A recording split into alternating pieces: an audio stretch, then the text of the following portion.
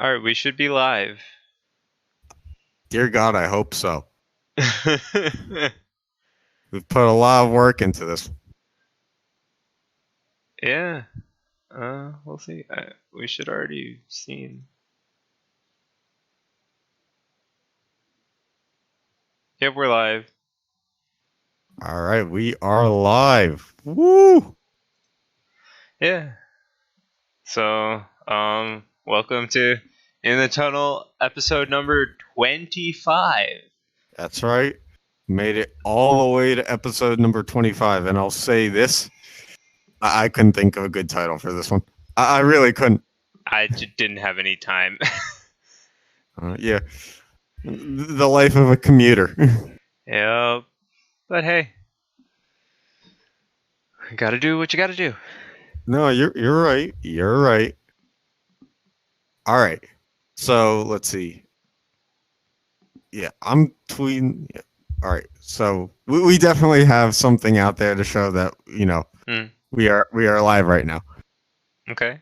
Promote it to the people. And I'm also watching myself on a tape delay, which is a wild concept right now. All right. I mean, I think I spend half the time we record watching ourselves on tape delay. Are we live right now? Yeah. All right, just make no. You see, there's a joke of it.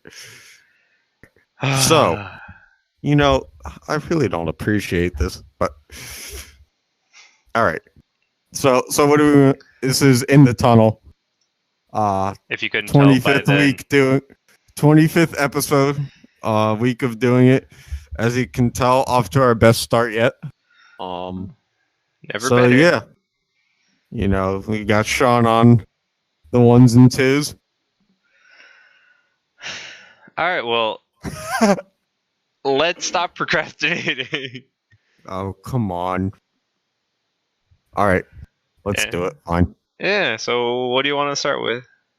Let's just get football out of the way since it's going to be, Fair enough. Just all sorts of fun to talk about. All right, so AFC, Chiefs clinch a playoff spot. That's it. Done. Well, yeah, that and the Chargers have clinched now, too. Oh, yeah, they will. Because they played last night. Yeah, they played the KC, right? Yeah, beat the Chiefs. Right. Nobody else is clinched, but Houston's at 9-4. Patriots are 9-4. The AFC West has clinched, and the rest of the AFC playoff picture is to be determined. Yeah. So, especially with the Patriots losing last week.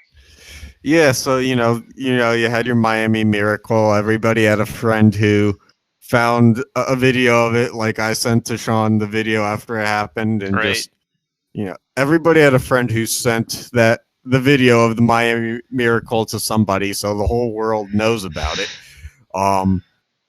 It is one of those things because the Patriots seemingly always lose in Miami and then win against everybody else. Mm-hmm. And everywhere else. So it doesn't really matter. It's kind of a game that you can throw out every year. But if you're a Dolphins fan, it's one of those games that keeps you in the hunt.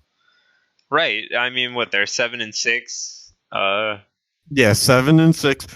And I think the big takeaway for me from the Miami Miracle is because you see the whole lateral play all the time at the end of the game where they're you're not in Hail Mary distance. So you have to run that kind of play. I think the thing that I take away from it is sometimes less is more. Less laterals opened up the field for that particular instance. Whereas when you're just getting rid of the ball, the second you see a defender instead of trying to break one, if you have the confidence in the ability to break one, definitely have a backup plan.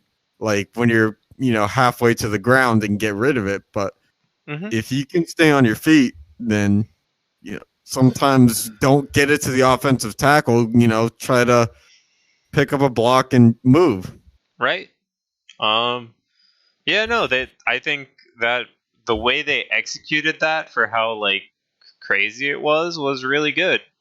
Well, I look, probably every team practices a lateral play. But let's look at the fact. Let's look at who they involved in it. So obviously they had the pass. So it can look quarterback. If you want to hit that semantic, then yeah, quarterback. But they threw to a wide receiver, lateral to another wide receiver, then a running back. So the awareness of the players involved to improvise where they were going to go on the field, and they had arguably their best skill players in the offense all within, within 10 yards of each other, ready to, Right. pick up the slack. You didn't have to get it to an offensive lineman or anything, which is, if you're another team, you probably look at that and you say, well, yeah, it was luck. But at the same time, it takes some kind of strategy to be able to put your 3 skill players on 2 wide receivers and your starting running back on the same side of the field for that play. Right.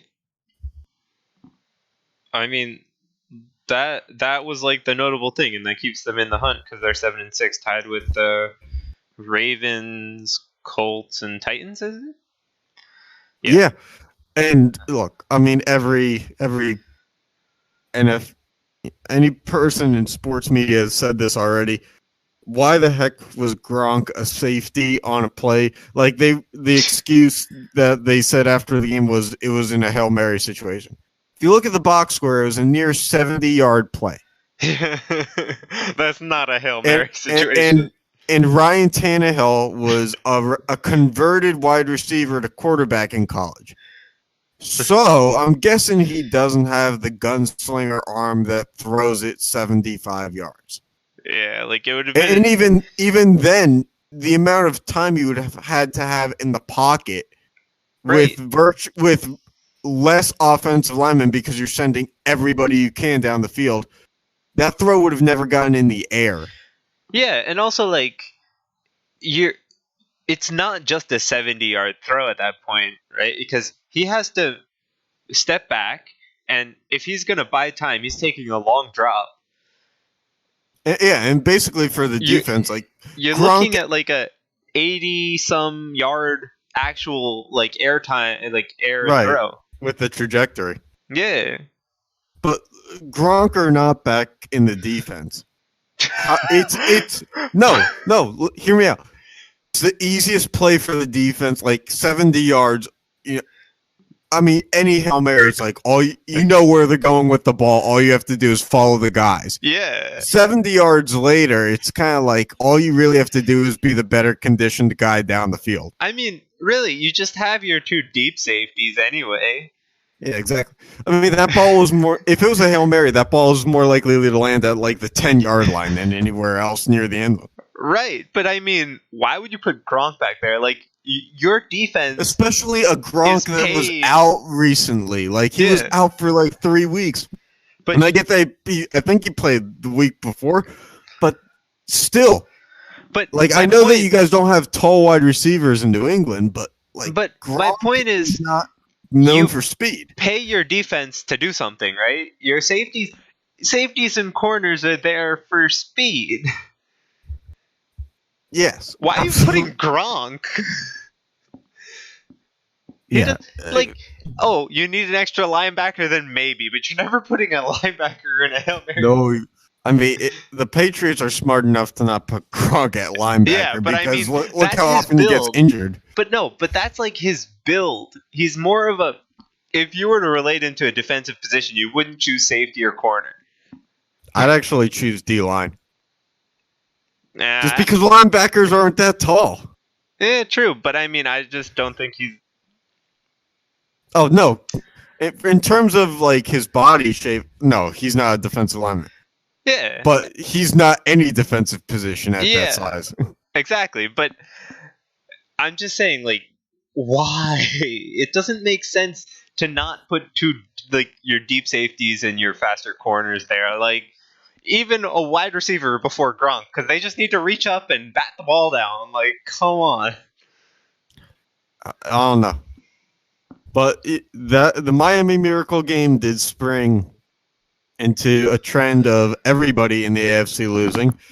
Mm-hmm. So the Patriots lost, then the Texans lost to the Colts. The Colts, who are sneaky in this thing now. Because they're probably not going to take over the Texans spot unless they lose out. But No. at 7-6 and playing a pretty darn good second half, you never know. Yeah, so I mean, the one thing I take away from the standings, though, is that Pittsburgh has that one tie, and that's saving them from the current record, because otherwise they'd be tied but with the Ravens lost too. Yeah, but they'd be tied. So yeah, you're like, at this point, you guys lost. Like, you guys played first, right? So you guys lost, then the Ravens played. No, the Ravens-Chiefs game was at 1 o'clock. The Steelers was at 4 o'clock. Okay. Which, of course, the Steelers would go into a team that's tanking stadium and lose. Yep. But in my defense, the Oakland Coliseum, like, there's been articles about how, like, they just have sewage leaking everywhere. So field conditions, they cover up a baseball field. And they're slipping all over the place. And you mean to tell me that, that something wasn't going to go wrong? I mean, that's classic Steelers. You're literally playing a 2-10 team at that point, I think. Since when have the Steelers not played down to a bad team? They've done it all the time.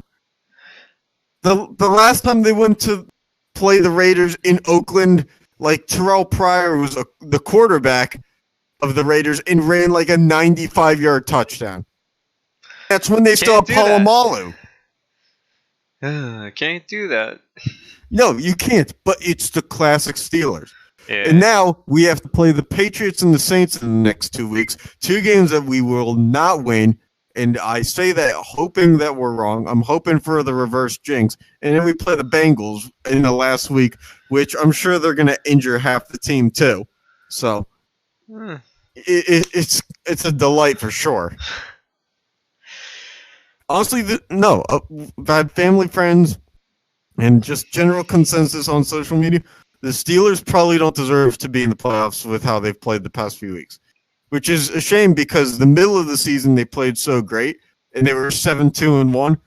But you can't lose 3 straight and then. Yep. And I'm getting really sick and tired of Ben not taking responsibility for things. The guy's like 37 years old. He's blaming receivers for everything. He's blaming, X-ray machines for standing on the sidelines. It's like, come on, Ben, you've played through pain before. I don't want to hear crap about how you were kept out of the game for a rib injury. Like, you've played with no feeling in your legs before. Get older. Happen. Yeah. Oh. Anyway, I think we should move on to the NFC. Yeah, definitely not triggered. So in the NFC, you got 2 teams at 11-2 that have clinched their division. The Saints and the Rams. Yeah. Then you have the Bears at 9-4. The Stars, Cowboys. Stars, the Dallas Stars. Cowboys. Hockey team in the NFC at 8-5. I mean, in your defense, Dallas probably should not have 2 sports teams that have a star logo. Hey, and I follow really original. More, so. Really original. Anyway, so Dallas, those are the current division leaders, right? And then you have the Seahawks at 8-5 in the wild card, and the Vikings at 6-1. Okay, so the 6th seed in the NFC is like the most wide open thing. Yeah. Just because, unfortunately, it's going to be a team that, doesn't really deserve to make it, will make it. Yeah. Because look at who's in the hunt. 6-7, Redskins, Eagles, and Panthers. Right. So you can, the only thing keeping the Vikings in is that they have the tie. Yep. But that's the only thing also keeping them from having a losing record. Right. Or a winning record. You could flip that coin whichever way you want. But the fact of the matter is, it could be one of those things where, way back in 2010 when, it was either the Rams or the Seahawks when they were both, 8-8 or 7-9. Yep. One of those two could get in, and it's a losing record. And you don't like to see that, but at the same time, when it gets to actual playoffs, it makes it highly entertaining. to see a Yeah, team but, that like, really didn't deserve to be in. I hope that one of the teams, like, I mean, it's a crapshoot. Like, I hope the NFC, you know, I hope the Eagles or Redskins don't get in, because that division has been just crap all season. Look, I hate to say this because I'm anti-Panthers down here in North Carolina, but the Panthers lost to the Browns. Now I get You that the guys Browns. lost to the freaking Raiders. Okay, you know what? We're on the NFC. Yes, but the Browns at least had like a pretty Hey, decent record for being the Browns, and coming this season they've been pretty hey, good. hey, hey, hey. I was about to say, I know the Browns are improving, but the fact of the matter is the Panthers may be the team that's colder than the Steelers right now. They've lost way too many games in a row now to be considered the solidified contender that they were early in the season. Yeah. And now I just don't buy that they're going to be in. Yeah. Which is a shame because I don't believe that Kirk Cousins is a quality quarterback to the point where he belongs in the playoffs. I think he's overpaid and overvalued. Right. So in that respect, I have to root for somebody else to be in. And it's going to be the Eagles or the Redskins, you're saying? They play each other, so one of them is definitely out. Honestly, I wouldn't put it past the Eagles, but at the same time, it's the NFC East. Rarely does the team that won the division or made the playoffs the year before make it twice in a row. Mm-hmm. It just doesn't happen in the NFC East. It's always, rotating. So, right. Sure. I guess it'll be the Giants if it's going to rotate like that. How funny is it to look at this graphic that we have up in front of us and to see that the Falcons, Buccaneers, Lions, Giants, and Packers are all still, quote unquote, in the hunt. The Falcons, who don't even have a defense and have lost 9, they can't even secure a winning or 8-8 season anymore, and they're still not out of it, despite the fact that they could lose out and be like a top 5 pick. Yeah. Oh. All right, so let's get to actual contenders. First of all, I think the Bears 9-4 does not speak to how good they are. I know they lost to the Giants with Trubisky out, but look at what their defense did to the Rams. Mm-hmm. So I was very impressed with that. And I don't know, the Cowboys just keep winning. Yeah. Which is weird because it's Dak Prescott, and you think that at some point it's all going to like unravel late in the game because he's a game manager quarterback. So I don't know. It feels like something's bound to happen soon. And the Saints are the Saints. Right. Is there really anything else that needs to be said? No. I have nothing else. Okay. Good stuff, Sean. All right. So you want to move it on to what your sport of expertise? Yeah, so I mean, I feel like the divisions are finally like shaping up to how they'll be, as much as I don't like it, because the Lightning are pretty well pulling away from the rest of their division. Even the Maple Leafs, to an extent, they have a 9-point lead. Is it 8-point lead? Well, you have to think that the Lightning's 8-game win streak has something to do with that. Yeah, but even without the 8-game win streak, right? They just don't seem to lose games in a row. Like, they only have 7 losses and 1 overtime loss, and I don't think that they were like on a losing streak at any point. And even though like the Maple Leafs are doing great, you just can't say that about them. I do know like they have lost 2 in a row at least, and I just haven't seen that type of performance. Like, the Lightning are bouncing back better to losses. They seem like they're all in sync. Whereas the Maple Leafs, they just got Nylander back, sure, but you got to think it'll also take him some time. I know he got his first point on his game back, but that doesn't say anything. You got to string it together. Yeah, absolutely. And was it the Sabres still sitting pretty in third? Because for them, that is sitting pretty. Well, I mean, they're only 1 point behind the Maple Leafs right now, and that's better than sitting pretty. Yes, I think come playoff time, I think the Bruins are still their roster is good enough to where that third spot has some competition to it. Yeah, Because the Bruins are only 4 points up behind right now, but that and doesn't they really have a mean game anything. in hand. Yeah, exactly. Yeah. Although, did the Sabres play tonight? I'm not sure. Because I know that the Penguins beat the Bruins. They might not have a game in hand. Well, I didn't get let's to. find out. Didn't get to look at the games today. So Let's find out.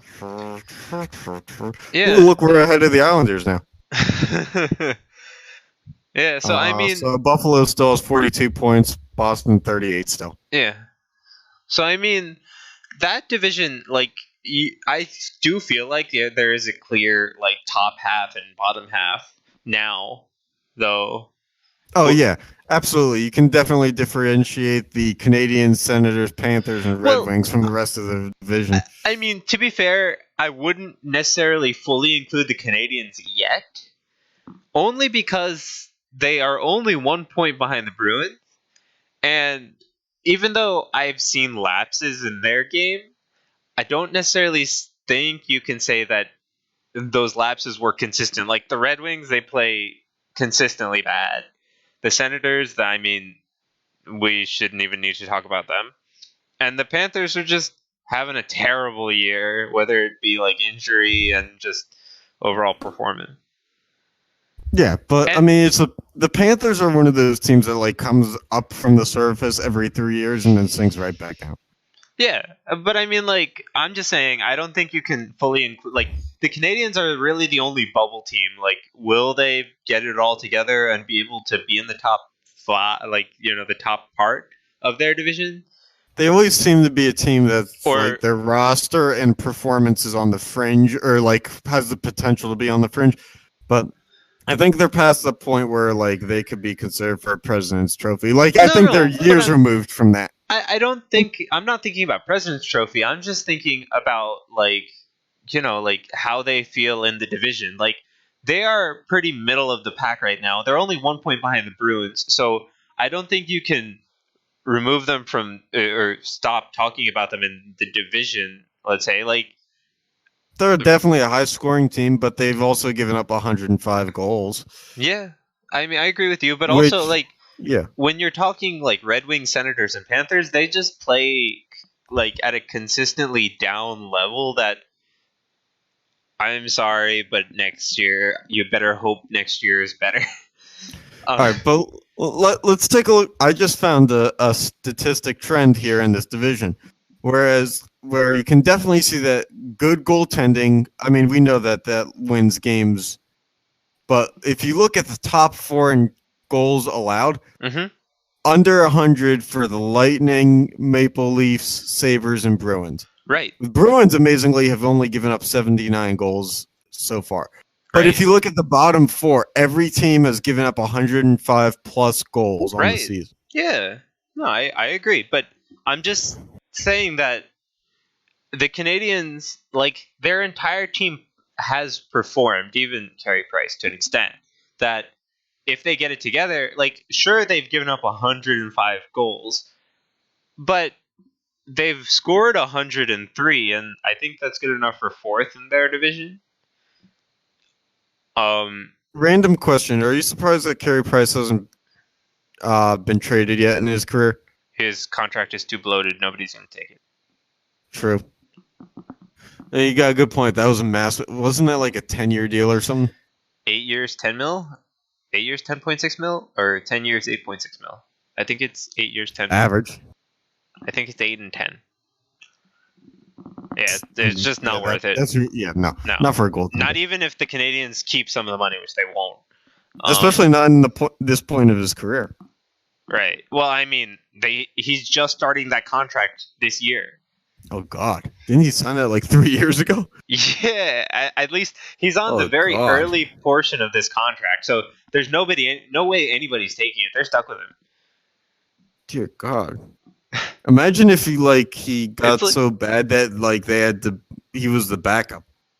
They I just mean, have to straight up put him on on waivers. and nobody would still take that contract. Right, but at that point, then maybe have the ability to just outright release him or designate him, and hope that he accepts the designation. Eh. A little rehab stint or something. Get the mind right. We'll see. Anyway. I mean, not to say that he's at that point now, but at that contract. Yeah. Anyway, moving on. All right. So you want to go Metro? Metro is still a crapshoot, but I feel like you're finally seeing that the Capitals still mean some business. I mean, they're not as good as the top two of the Atlantic. Oh yeah, Or it's even a top good three of the 12-point difference. Huh? It's a 12-point difference, top of the Atlantic versus top of the Metro. Right. But you're finally seeing the Hurricanes. They started off pretty well, but they're kind of mellowed out. They're a 500 team right now. I mean, yeah, they're a rebuilding team. Right. So you're now starting to get the Hurricanes we expected to get. Yeah, but I mean, it's still entertaining. This division is still entertaining because anybody can still beat anybody, but the standings are now shaping up to where I don't think, the bottom of the standings, I don't think you'll see much fluctuation. The Hurricanes shouldn't really move more than 1 or 2 spaces up. The Devils probably not going to move 1 or 2 spaces up. We'll see. I don't think you're gonna. I'll be optimistic for you. Please and thank you.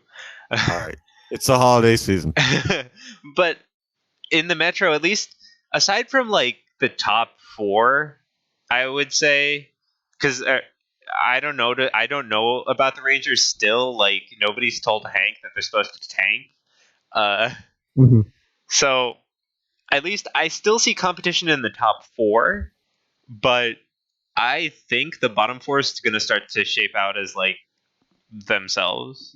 You're not going to see much fluctuation. But the thing is I'll agree with you on the top 3.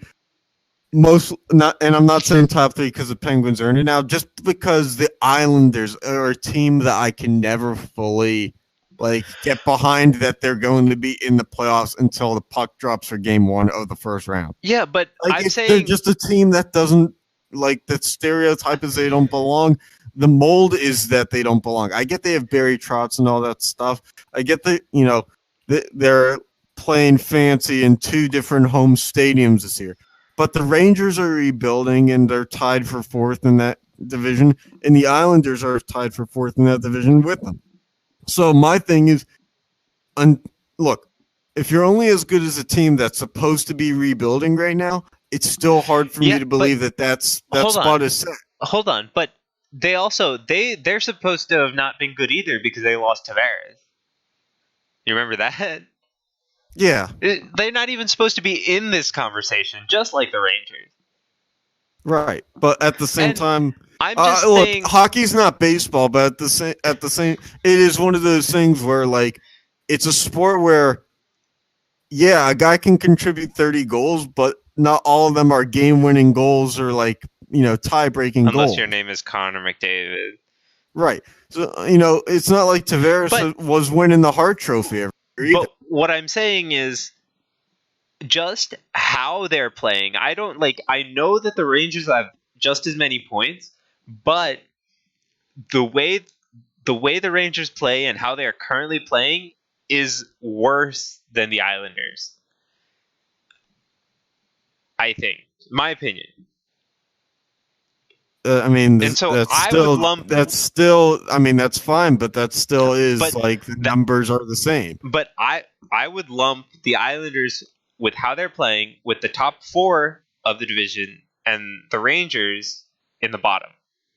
But I'm not going to count the Rangers as a bottom team yet because Hank is literally throwing them all on his back. Yeah, and Kenrick is as long as I'm here, Or Henrik could be planning to get traded. Obviously, we haven't heard a rumor or seen he's not anything about leaving. him. He's not leaving. I know he's not leaving, but if you're going to leave, you might as well leave on it, and get traded to a contender who needs goaltending. Yeah, but if you just look at the other stats, right? Like the Islanders, they only scored 3 less goals than the Rangers, and they've given up. But the Rangers. 10 less. I'll say this to I was about to say to your credit, the Rangers have given up 10 more goals, and I think that's a team-wide thing. Like, sure, you can make the argument that those 3 goals are probably important, but it's a team-wide thing to have scoring that low in this league. Yeah, and that does a lot more for me than them being tied at the standing. you're right. All right, let's move to Western. All right, so Central, Preds are still at the top, Jets still at the top, Avalanche still at the top. I'm thinking those guys are gonna them and the Wild. Solidified. The Wild are probably gonna make a surge late in the season. A surge that won't matter. It might. I mean, I mean when they're actually in the playoffs. Yeah, but I don't see the Blues Blues and Blackhawks are done. Yeah. The only competition they have is with the Stars, and as long as the Wild just hover for now, they can beat the Stars out at the end of the season. They always make that end surge. Yeah, the Stars don't ever stress goaltending. They don't. I mean, Lettinen and Khudobin is not a solidified goalie duo. Yeah, but I mean, if you look at their goals for, goals against the Stars, the goals against is a pretty decent number for goaltending. It is. I just don't trust it yet. Yeah, that's all I'm saying. I'm not saying you're wrong. I'm just saying with the 32 games they have played, it's decent, and if they can keep it up, it's definitely respectable. Yes. Yeah. So I'm saying so far they've shown that they can do it, but yes. Can they keep it up through the rest of the season? And that's the big question mark. That's to be determined. Yeah. All right. So Pacific. Yeah. So the Flames #1 still, which is actually at the beginning of the season, I don't know how many people thought the Flames would be #1, but they're playing really well. Yeah. Nothing much to say about it. They're just playing really well. I like watching their games when I can, but it's hard with the time. Yeah, hard with the timing. Mm-hmm. And then the Sharks, they finally kicked it into gear. They're #2. Yeah. Oilers fell to 4. Yep. Ducks are tied with them still. I don't know if they played tonight. I haven't been able to check the scores. No, doesn't matter. We're on East Coast time. And Oilers fell to 4, as you said. Yep. Golden Knights made a little bit of a jump. Yeah, I mean, with the Golden Knights, there's only 5 points separating all those teams, so I still think it's fairly wide open there. Yeah. I mean, the Canucks, Coyotes, and Kings. I mean, the Coyotes and Kings are pretty much done, but yeah, if you want to throw the Canucks a bone, even though there's that rebuilding team still, and we say that a lot, but they really are in that middle spot where you can't put them one way or the other yet. Yeah, they still have a chance. I mean, I'd expect. I mean, they're not like the bottom 2 teams that have lost a combined 4 games and 3 games in a row. Yeah, and again, I just I have a soft spot for the Canucks this season. Their games are fun. Yeah, exactly. So something about seeing the kids grow up. Yeah, and the Oilers and Golden Knights. I mean, both of those teams, if they want to make any sort of impact, they got to start playing better. Even though they're in the middle of their division, you just need more production from people. Yeah, exactly. So I've got nothing else to say on that one. yeah, and the only thing else I wanted to bring up was like that the Sharks are, as I said when we were introducing them, the Sharks are finally kicking into gear, and like the defense is clicking, the offense is clicking, which is basically their defense. Mm-hmm. Yeah, so it's good to see that too. Yep. Yeah, all right. You wanna?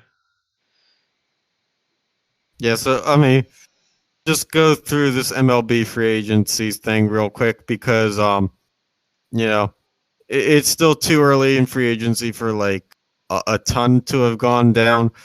But some minor moves, and we're not going to analyze them. We're just here to give you the news that you've already heard. Mhm. So apparently ESPN ranks the MLB free agents on the market, and I guess Patrick Corbin, who was a pitcher for the Diamondbacks, was the number 3 ranked, behind Manny Machado and Bryce Harper. He's with the Nationals now. He signed for 6 years, $140 million. Good contract if you can get it for a guy who's 29 and on the back end of his prime, or in the middle of his prime, I guess. Yeah. Josh Donaldson went to the Braves, 1 year, $23 million. Charlie Morton, Flemington native, went from the Astros to the Tampa Bay Rays, 2 years, $30 million. Mhm. Nathan Eovaldi went from the Red Sox back to the Red Sox for 67.5 over 4 years. Andrew McCutchen went from the Yankees to the Phillies, 3 years, $50 million. Lance Lynn, Yankees to Rangers, 3 years, $30 million. Let's see. Justin Smoke, Blue Jays still got his option picked up, so not really a free agency thing. Yankees kept CC Sabathia. Jesse Chavez goes to the Rangers. Right. Yours Familia back to the Mets. 3 years, 30 million for a closer that they let go pretty easily like last year. Yeah, that's kind of surprising. It's the Mets. He can't really explain that one. Yeah. Ian Kinsler went to the Padres, so his career's over. I mean, why else would he go to San Diego from the Red Sox? Career anyway, so he's. Yeah, I mean, he's 36. Yeah. Joe Kelly went from the Red Sox to the Dodgers because if you can't beat them, take their money.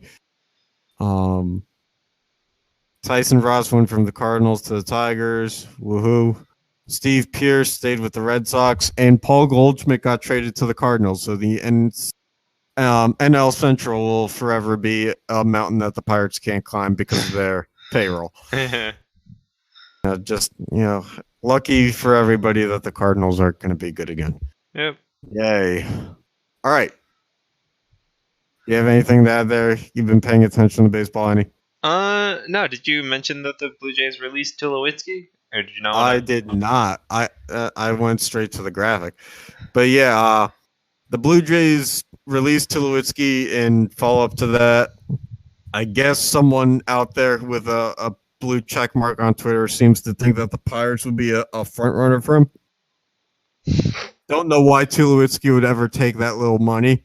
I guess the guy on Twitter was like, he's 34, and like on the back end, he's like, yes. So I guess that's the reason, because he's 34, he'll take like $8 million or less. Right. Got it. No. Let's see. And the Pirates unloaded $8.5 million on a contract of Ivan Nova to the White Sox, which will probably be the best offseason move that they make, because they got rid of $8.5 million in payroll space for a guy who has an ERA over 4.5. So, why pay that if you don't need to? And for some reason, the White Sox were like, "Hey, we'll take it on." Good for them. Don't know why. Good for them. Good. Everybody wins. All right. All right. So I did have one more thing, because it is college football bowl season. We're gonna have a little fun with this one, and so there's 1,000 different bowl games, and I'm not sure if you know this, but the student athletes, the players, participants, whatever you want to call them, of bowl games get gift packages for being in the bowl games. Now, some of these are really stupid, just like the names of the bowl. So we're going to go through some of them. It goes through some of the gift packages for these bowl games. And we're also going to like go through like the stupidest names of bowls. I will let you pronounce the bowl game names because I don't even want to try. Well, I think the fact that it's so hard to pronounce some of them just goes to show why they should not be called what they are. So, like, the Sharabundi, I could be saying that wrong, like, right off the bat. We're not even one in. The Sharabundi Boca Raton Bowl, which, you know, the high-flying package game of UAB, University of Alabama, Alabama at Birmingham versus Northern Illinois. So you get a drawstring backpack, not even a real backpack, and you get a beach towel because, you know, who doesn't have a nice beach in Alabama at Birmingham or Illinois? So, yeah. And, you know, I think that it's worth noting that pretty much over half of the college football bowl games, every player gets a football. Yep. Which is like just the stupidest thing ever. Like these guys who are belonging to college football programs that most of them have won 6 or more games and have practice facilities. These guys don't have access to footballs until like the last game of the season. Those seniors who are like, you know, they I guess just may never see one again. I need that football, man. Yeah, it was like some of them, like, you get a Wilson brand football, like the ones taking, it's like, oh, in comparison to what? Like the McGregor, like $3 out of the, like, bin in the middle of the aisle of, like, ShopRite or whatever grocery store ball. The one that has, like, the grip fade away after, like, 5 throws. So, yeah, it was like, really, these sponsors going all out. So you got the Jared Birmingham Bowl because nothing says Jared. I'm guessing it's the jewelers sponsoring it, like the city of Birmingham. So you get Memphis versus Wake Forest. So you know, nothing says going all out like a jewelry sponsor and your gifts to the players. They get to choose a backpack or sunglasses. Not both. Only one or the other. You get a cooling hoodie, which I don't know what that is. Is it like just a hoodie with like short sleeves? And of course you get your football. You got the Belk Bowl. Belk is a southern store? Yeah, it's like the Kohl's of the South. Okay. So you get South Carolina versus Virginia on December 29th. Okay. So you know what says great student athlete prizes like a flashback to going back to school shopping with mom. You get to go on a shopping trip to a Belk department store. Because nothing says let's celebrate our season like going to a glorified Kohl's. The Nova Home Loans Arizona. So right then and there, Nova Home Loans, like not even student loans, like not even relatable for college students. Arkansas State versus Nevada. You know, they do have a nice package. You get a backpack with a external USB port.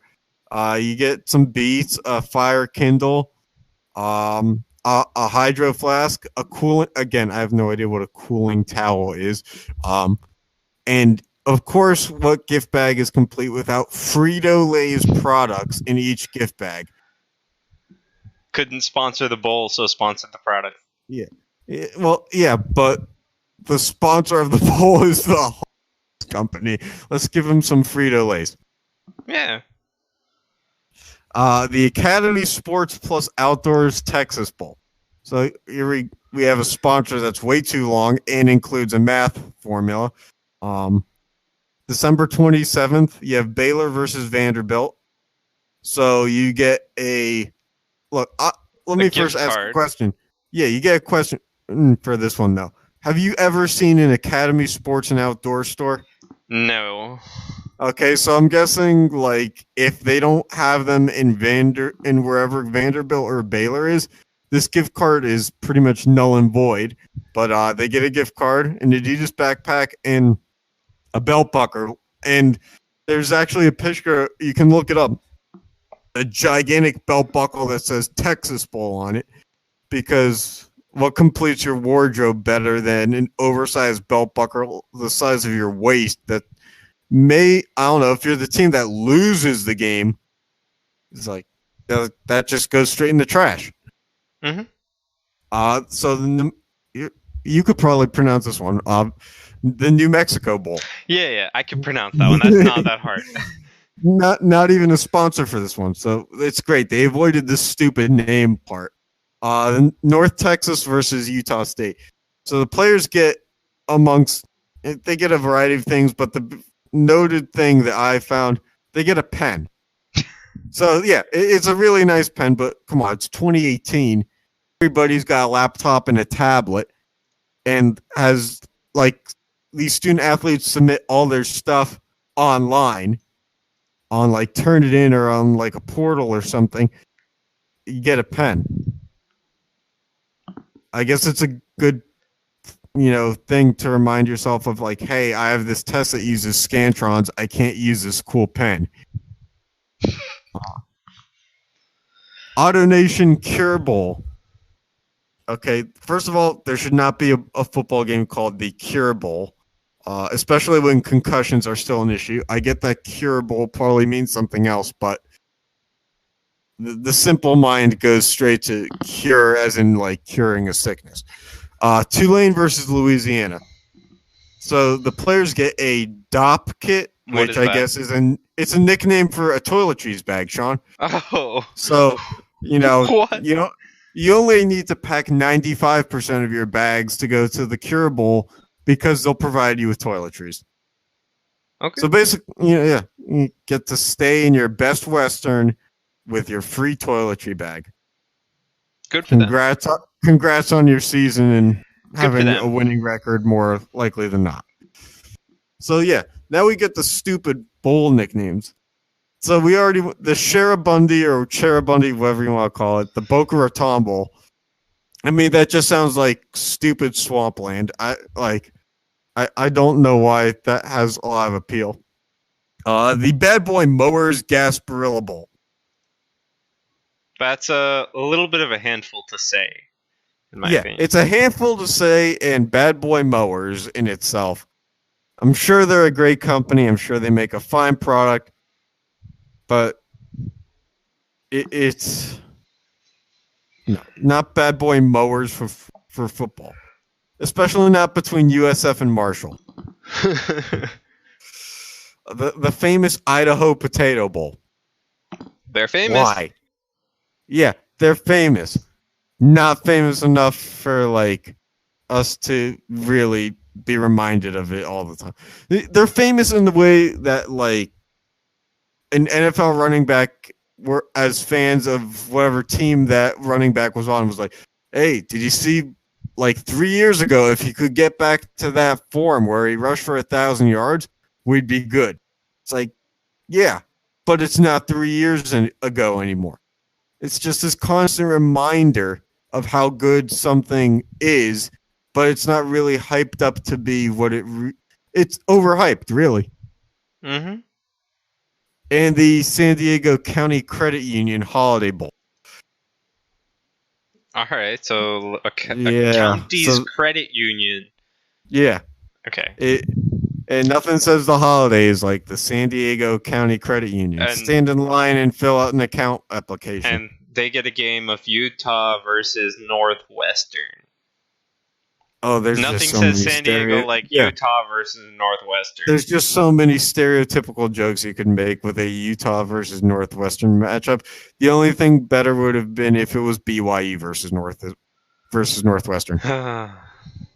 But unfortunately, BYU's in the Potato Bowl, so you get all kind of interesting stuff during the holidays. Yep. So grab your beach towel, backpack or sunglasses and your pen and sit down and watch some football. Also, your This toiletry holiday bag. season with your family. What? Your toiletry bag, whatever the heck it was called. Oh yeah, toiletry. Your DOP kit Yeah. full of combs and toothpaste, travel size probably too. Right. So yeah, just wanted to raise awareness on this kind of stuff. All right. You got anything else to add, Sean? No. Just kicking back over there, huh? Yeah. With your Yankees blanket. In the background. Yep. Yep. I got nothing else to All right. add. You? All right. All right. How's our revamp going? How's our new overlays coming along? I'll get to that over the holidays. Sounds good. It's the holiday season. We'll get to it when we get to it. Well, no, it's just I've been working. So. Well, yeah, I understand. Just So. thought I would ask. Yep. All right. All right. See you Thanks for guys next week. watching or listening. Woo!